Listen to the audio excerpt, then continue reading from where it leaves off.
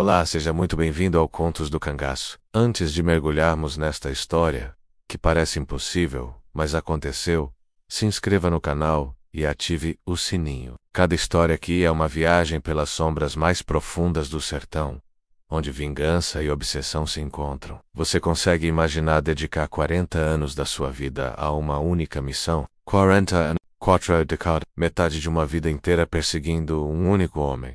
Não para matá-lo, isso seria fácil demais, mas para destruir tudo que ele amava, tudo que construiu, todas as pessoas que se importavam com ele, uma por uma, devagar, metodicamente, até que ele entendesse exatamente o que era perder tudo. Seu nome era Inês da Silva. Entre 1898 e 1938, ela caçou Lampião e seu bando com paciência, que desafiava o humano. Matou 23 pessoas ligadas a ele. Nunca foi capturada. Ano de 1898, sertão de Alagoas. O cangaço ainda engatinhava. Lampião tinha apenas 7 anos. Ainda era virgulino menino, brincando com irmãos, sem saber que um dia seria rei. Mas já existiam bandos menores, cangaceiros cruéis que aterrorizavam o sertão. Foi nesse cenário que nasceu a tragédia de Inês da Silva. Inês tinha 36 anos em 1898. Era mulher forte, viúva há 5 anos, criando sozinha 4 filhos numa pequena propriedade que o marido morto havia deixado. Não era rica, mas também não passava fome. Tinha cabras, plantação pequena, dignidade. Seus 4 filhos eram sua vida. Antônio, o mais velho, tinha 18 anos. José tinha 16. Maria tinha 14. E o caçula, Pedro, tinha apenas 11. Em março daquele ano, um grupo de cangaceiros passou pela propriedade. Eram 8 homens, liderados por um homem chamado Zé Baiano, conhecido pela crueldade extrema. Não eram do bando de Lampião, era cedo demais.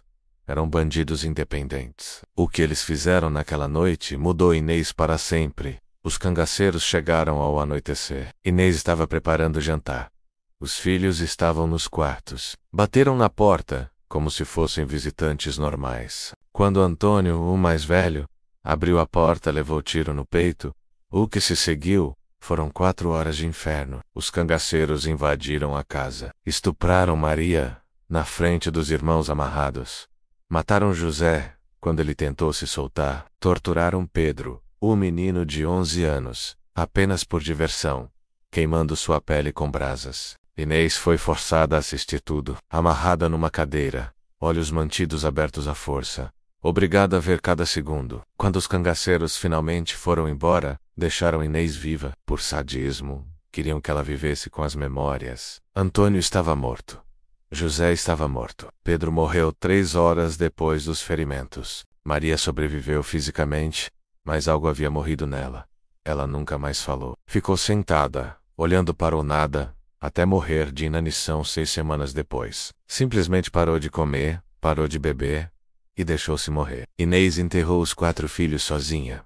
Cavou as covas com as próprias mãos. Colocou os corpos, cobriu com terra. E enquanto fazia isso, fez uma promessa. Encontraria cada um daqueles 8 homens e os mataria. Não rápido, devagar, do jeito que eles haviam matado sua família. Inês vendeu tudo que tinha.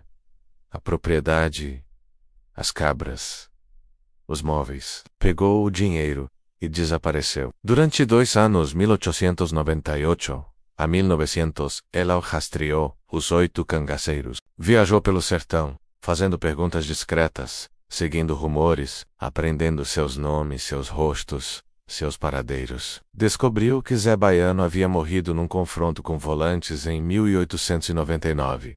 Isso a enfureceu. Ela queria matá-lo pessoalmente, mas 7 ainda estavam vivos. E ela os encontraria. O primeiro foi um homem chamado Severino, que havia se instalado em Garanhuns. Inês o encontrou em 1900. Ela se aproximou dele no mercado, sorriu, fingiu interesse romântico. Severino, lisonjeado pela atenção de mulher atraente, convidou-a para beber. Ela colocou veneno na cachaça dele. Não veneno rápido, veneno lento, doloroso que levaria semanas para matar, causando dores terríveis. Severino morreu 1 mês depois, gritando de agonia. Médicos não conseguiram diagnosticar, Inês já estava longe. O segundo foi Chico Preto, encontrado em 1902, em Caruaru. Inês esperou 6 meses, observando sua rotina. Quando descobriu que ele tinha filha pequena, raptou a criança. Deixou bilhete dizendo onde encontrar o corpo. A filha estava viva, apenas assustada. Mas Chico, ao encontrá-la, teve ataque cardíaco fatal, pelo susto. Inês observou o enterro de longe. Sentiu nada, nem remorso, nem satisfação. Apenas continuou. Entrei 1910. Inês matou os 7 cangaceiros sobreviventes do ataque de 1898. Alguns morreram de veneno, outros de acidentes, quedas, afogamentos, incêndios que ninguém conseguia explicar. Um foi morto em emboscada que pareceu ser de bandidos rivais. Cada morte era planejada com meses de antecedência. Inês nunca tinha pressa. Tinha todo o tempo do mundo. Em 1910, aos 48 anos, ela havia completado sua vingança original. Os 7 homens estavam mortos. Sua família estava vingada. Mas algo estranho aconteceu. Inês percebeu que a vingança não havia curado nada. A dor continuava. Os filhos continuavam mortos. E agora, sem objetivo, ela se sentiu vazia. Foi quando ouviu falar de Virgulino Ferreira, Lampião, o novo rei do cangaço, que estava se tornando lenda. E Inês teve uma ideia terrível. Lampião não tinha nada a ver com a tragédia de Inês. Ele tinha apenas 19 anos em 1910, ainda não era nem cangaceiro. Mas para Inês, isso não importava. Lampião representava o cangaço, e o cangaço havia destruído sua vida. Então ela decidiu, passaria o resto da vida destruindo Lampião. Não matando ele diretamente, isso seria misericórdia, mas destruindo tudo que ele amava. Era obsessão, não justiça. Inês sabia disso, mas não ligava. A vingança havia se tornado sua identidade. Sem ela, não sabia quem era. Durante anos ela apenas observou. Seguiu rumores sobre Lampião, estudou seus movimentos, aprendeu sobre seu bando, esperou o momento certo. Em 1923, Lampião conheceu Maria Bonita. Inês observou o relacionamento desenvolver. Viu como Lampião, o homem mais temido do sertão, se transformava na presença daquela mulher. Inês decidiu.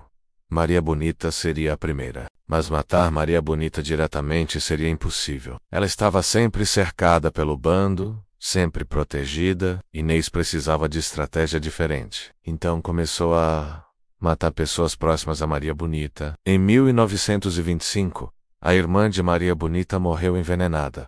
Autoridades atribuíram a comida estragada. Era Inês. Em 1927, a mãe de Corisco, braço direito de Lampião, morreu em incêndio suspeito. Inês havia trancado as portas por fora. Em 1929, o irmão de Dadá desapareceu. Corpo nunca foi encontrado. Inês o havia enterrado vivo no meio da caatinga. Cada morte era calculada para causar dor máxima ao bando de Lampião, e funcionava. Lampião ficava cada vez mais paranoico, mais violento, mais imprevisível, mas nunca suspeitou de uma mulher solitária de 60 anos que viajava pelo sertão como vendedora ambulante. Em 1935, Inês, agora com 73 anos, teve uma ideia final. Ela descobriu que Maria Bonita estava grávida. O bebê seria primeiro filho de Lampião. Ele estava extasiado protetar, como nunca. Inês decidiu que esse bebê não poderia nascer. Ela se disfarçou de benzedeira e conseguiu acesso a Maria Bonita, oferecendo chás para facilitar o parto. Maria, supersticiosa, aceitou. Mas os chás continham substâncias abortivas. Maria Bonita teve aborto espontâneo em 1935. Lampião ficou destruído. Jurou vingança contra todos menos médicos, curandeiros, o próprio Deus. Mas nunca suspeitou da velhinha gentil que havia dado chás à sua mulher. Entre 1935 e 1938, Inês continuou sua campanha silenciosa. Matou mais 6 pessoas ligadas ao bando, familiares, informantes, ajudantes. Cada morte enfraquecia o círculo de confiança de Lampião. O bando estava ficando paranoico. Começaram a suspeitar uns dos outros. A estrutura interna estava colapsando. E em julho de 1938, as volantes finalmente cercaram Lampião e Angicos. 28 de julho de 1938. Inês, agora com 76 anos, estava em cidade próxima a Angicos, quando ouviu os tiros. Eram 5 da manhã. Ela sabia o que significava. Caminhou durante horas até chegar perto do local. Chegou quando os corpos já estavam sendo decapitados para a exibição. Viu a cabeça de Lampião sendo colocada numa estaca. Viu Maria Bonita sendo profanada mesmo morta. E pela primeira vez em 40 anos, Inês chorou. Não de alegria, não de tristeza, mas de vazio absoluto. Sua missão estava completa. Lampião estava morto, mas seus filhos continuavam mortos também. Nada havia mudado. 40 anos de vingança não haviam trazido paz, apenas mais morte. Inês da Silva morreu no dia seguinte, 29 de julho de 1938. Ataque cardíaco, disseram os vizinhos que a encontraram. Mas uma mulher que a conhecia contou outra história. Inês simplesmente dá tosse e decidiu parar. Parou de respirar, parou de lutar, parou de viver, como sua filha Maria havia feito 40 anos antes. Ela foi enterrada em cova comum, sem família, sem lágrimas, sem ninguém para lembrar dela. Mas em seu quarto alugado, encontraram uma caixa. Dentro dela, 40 pedaços de pano, cada um com um nome escrito em sangue seco. 7 eram dos cangaceiros originais. 33 eram de pessoas ligadas a Lampião. E, no fundo da caixa, uma carta, escrita com letra trêmula. Vinguei meus filhos matando 23 inocentes. Não sei se eles me perdoariam. Não sei se Deus me perdoará. Só sei que passei 40 anos caçando monstros e me tornei uma... Lampião e eu somos iguais. 2 demônios nascidos da mesma violência. E hoje, finalmente, ambos descansamos. Que Deus tenha misericórdia de nossas almas. Inês da Silva, 1898 a 1938. A história de Inês nos obriga a confrontar a verdade mais escura sobre vingança. Ela nunca termina onde deveria. Inês perdeu 4 filhos para a violência. Isso é inegável, horrível, imperdoável. Mas sua resposta foi matar 23 pessoas, muitas das quais não tinham nada a ver com a tragédia original. Ela se tornou exatamente o que odiava. E no final, reconheceu isso. Mas era tarde demais. 40 anos, 23 mortos. E nenhuma paz. O sertão aprendeu uma lição amarga com Inês da Silva.